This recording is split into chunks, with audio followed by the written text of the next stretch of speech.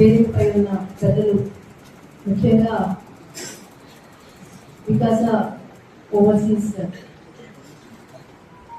Placements వారికి, సుధీర్ గారికి, అట్లాగే ఎంతో చక్కగా ప్రతిసారి అడిగినప్పుడంతా లేదు అని చెప్పకుండా ఒక కుటుంబ సభ్యులు మాత్రమే మన వాళ్ళు, మన పిల్లలు అందరూ నా కుటుంబ సభ్యులు అని చెప్పి మనకు ప్రతి విషయంలో అండగా ఉంటూ మన రామకృష్ణ సార్ గారికి ప్రత్యేకంగా ధన్యవాదాలు తెలియజేయాలి.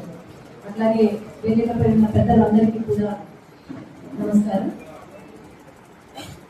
ఈరోజు నంద్యాలలో ఇలా జాబ్ ప్లేస్మెంట్స్, జాబ్స్ కావాలి అని అతను మన నంద్యాలకు సంబంధించిన అతను వచ్చి చాలాసార్లు అడిగారు. Is a very good person, you should never loose him. Actually very very hard working person. ఆయన వచ్చి అడిగారు. నాకు పార్లమెంట్ సెషన్స్ ఉండగా పోస్ట్పోన్ అవుతూ వచ్చింది. కానీ నేను అబ్జర్వ్ చేసింది ఏంటి అంటే, ఈరోజు అందరూ పెద్దలు ఉన్నారు కాబట్టి చెప్తున్నాను.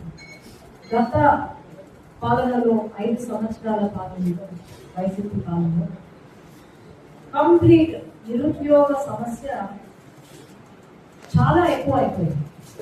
అందరికీ కూడా జాబ్ ఇస్తామని చెప్పి 5,000కు వాలంటీర్లుగా మార్చేశారు. ముఖ్యంగా నంద్యాలలో పిల్లలు ఇంజనీరింగ్ లేదంటే MBA చదువుకున్న పిల్లలు volunteers, just they were working for 5,000 rupees.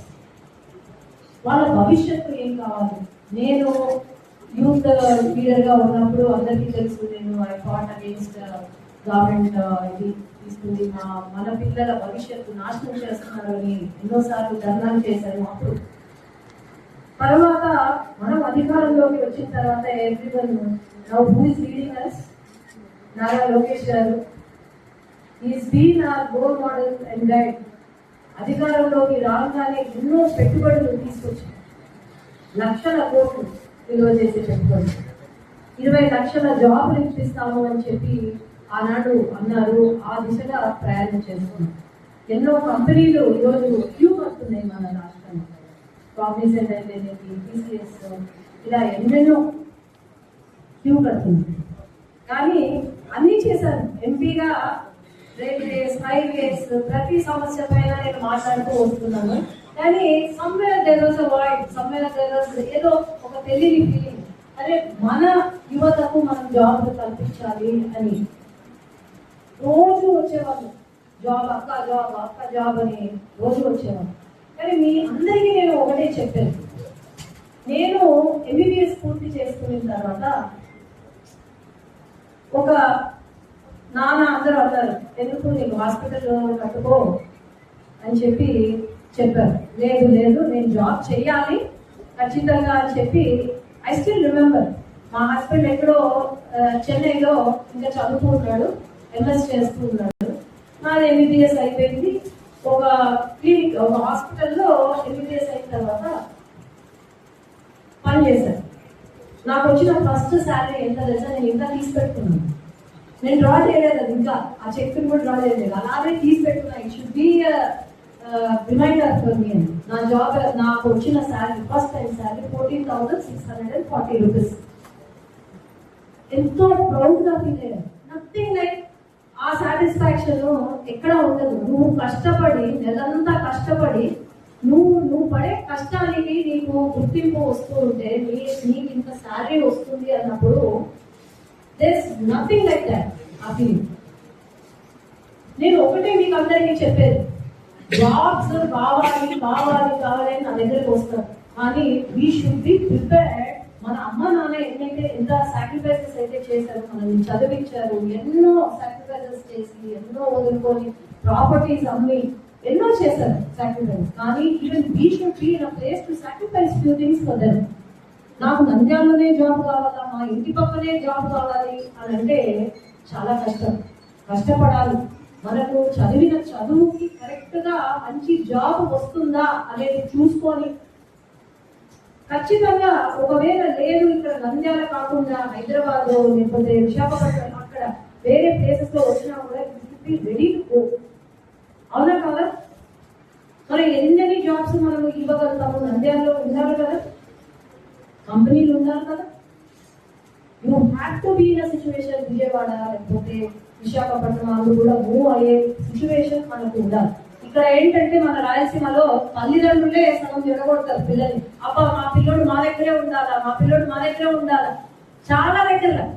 అవునా కదా? మీరే చెప్పాలి. చాలా దగ్గర వాళ్ళ ఫాదర్ వస్తాడు, అమ్మ ఇక్కడే మా ఇంటి దగ్గర ఏదైనా జాబ్ ఇప్పియండి అని అంటారు. That is not possible. అలాంటప్పుడు మనం చదువుకోకూడదు, లేదంటే ఏదైనా ఇంట్లోనే ఒకటి పని చేయాలి. కానీ you should be in a place where మీరు కూడా కన్విన్స్ చేసుకోవాలి, మీ తల్లిదండ్రులను కన్విన్స్ చేసుకొని కష్టపడాలి. పార్ట్ టైం చేసుకున్న దేంట్లో ఒక దాంట్లో కష్టపడి మీరు అవసరమైతే కష్టపడి మీరు చేసుకోవాలి. కాబట్టి ఇది ఫస్ట్ నంద్యాల టౌన్ కి సంబంధించిన జాబ్ మేళా. అట్లాగే ప్రతి నియోజకవర్గంలో కూడా ఒక జాబ్ మేళా ఖచ్చితంగా ఫ్యూచర్ లో ప్లాన్ చేయాలి మనం. ఎందుకంటే యువతకు లోకేష్ గారు కానీ లేకపోతే సీఎం గారు కానీ ఎంతో కష్టపడుతున్నారు, మన స్టేట్ కి ఎన్నో అవకాశాలు ఇస్తున్నారు. కానీ మా బాధ్యతగా, మా జిల్లాలో ఒక ఎంపీగా నా బాధ్యతగా మీ అందరినీ ఫిల్టర్ చేసి మరి ఎవరైతే నిరుద్యోగులు ఉన్నారో, ఎవరైతే ఇంట్లో కూర్చున్నారో వాళ్ళకి ఖచ్చితంగా జాబులు కల్పించాలా అనే ఒక ఉద్దేశంతో ముందుకు వెళ్తున్నాము. ఖచ్చితంగా you will have bright future.